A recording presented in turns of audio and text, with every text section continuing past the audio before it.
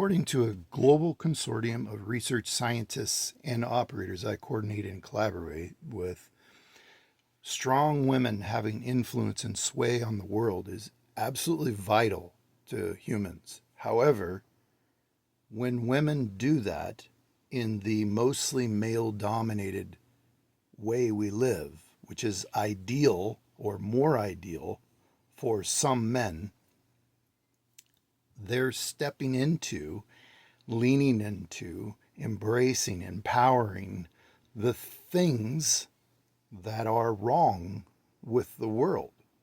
They're trying to also dominate the world like many men do. Not all men, but many men do.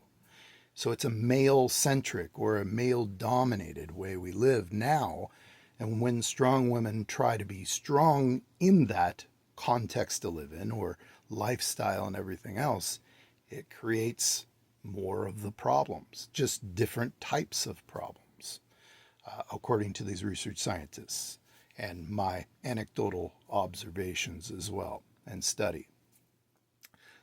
The thing that women need to do to make the world better for truly reasonable men like myself and others who embrace strong women in the right way and encourage it is to create a woman-centric, not female-centric, because inexperienced women don't know their way in the world. So it can't be female-centric, and it's not dominated by anyone. So it's not woman-dominated, and it's not male-dominated, because domination doesn't lead to a more harmonious way to live, a more tranquil existence, a thriving population of giving people. Where giving begets more giving. We live in a male-centric way to live, or male-dominated way to live, that creates more taking. Taking begets more taking. We're trying to all trick each other in the way we live now. And if you build a woman-centric way to live, that changes because women tend to be more giving. And for you women out there, or some men possibly, who think that men and women are the same, you're absolutely wrong. And the data is clear on that. I mean, other than the genitalia and obvious physical things. I'll just throw two sort of statistics at you. There are billions. About 93% of the global prison population is male. That is so dramatically lopsided. There is no way you can say men and women behave or think the same way or similar enough. It's just not true. And another one is when you look at let's just throw out some terms: rapists, pedophiles, mass murderers, warlords, tyrannical leaders, and things like that. If you look at all of those globally over history, it paints a stark picture. Depending on how you look at it, approximately 80%, all the way up to 99% of those people in all human history that we know of were men. That is so different. Like, that paints a picture of, okay, men and women are not the same. And before you go out and create your woman-centric way to live, you cannot create it in a community, in a commune, even if you buy land and try to create your woman-centric way to live, you can build it, but you cannot build it with any influence or that is, substantial on your way of living, your lifestyle, and everything else that we call a context to live in. And it must be a truly verifiably healthy, human-focused way to live that is safe and 100% 100% transparent within your group. And there are people who used to live this way approximately 2,000 to 10,000 years ago. They got exterminated by people who largely believed in magic, and the people who led them. They destroyed the way that we evolved for millions of years, not just the last thousands of years, and the way we live now. And I'm trying to get my notes together and get the full description of this, but I'm trying to tease out some experts or very interested people who aren't experts who would be willing to help me sort of flush out the statistics and get more data behind it before I full out and prove it actually, or at least build a very, very good case that's a bit more informed. So I keep talking about this way to live and not fully explaining it because I'm hoping to entice somebody to get interested enough to help me organize things and actually get a woman or a number of women to talk about it as well, because I have a one man's perspective and research scientists. Now, why don't the research scientists and operators as global consortium come forward with it?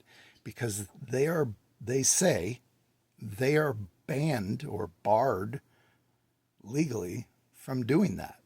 They can't, because men who outperform, taking men who outperform in the male-dominated takers way we live and have lived for 10 to 2,000 years now, starting with slavery, but really taking off with sort of the establishment of the cult of assumption, which is largely, but definitely not entirely, religious based.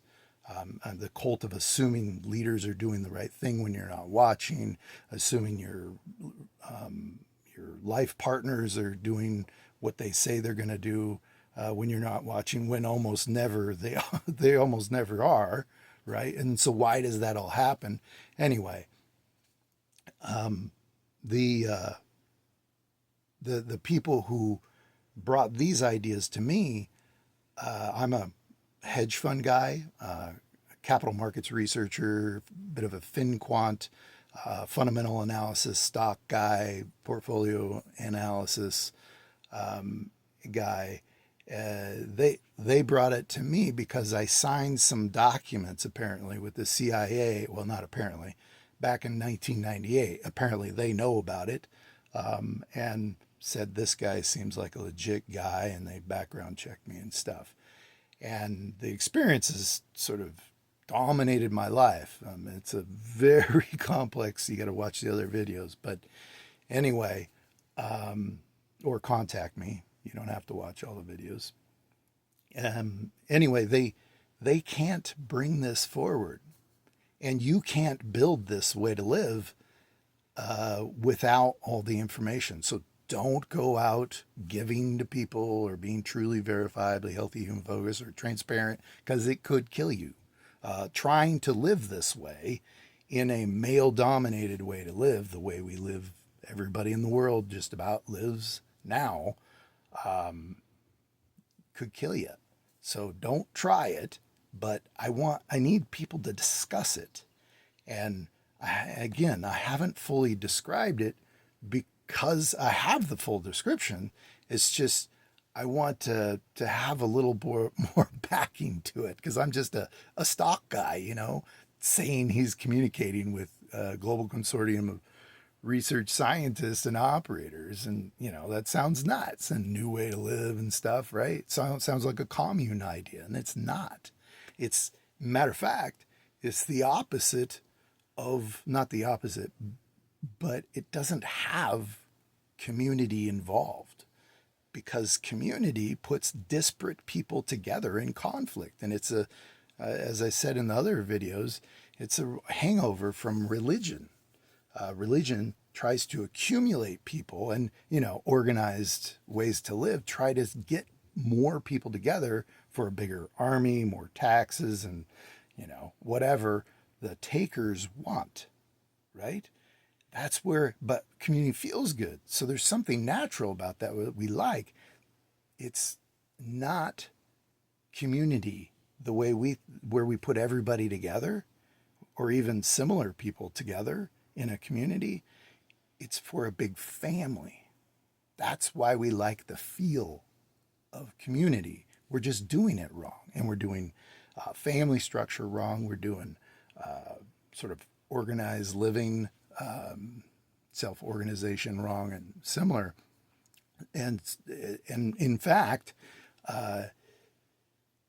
if you do life properly on the individual and personal and family levels, and you match people properly the way they used to, they had to for survival, a long time ago.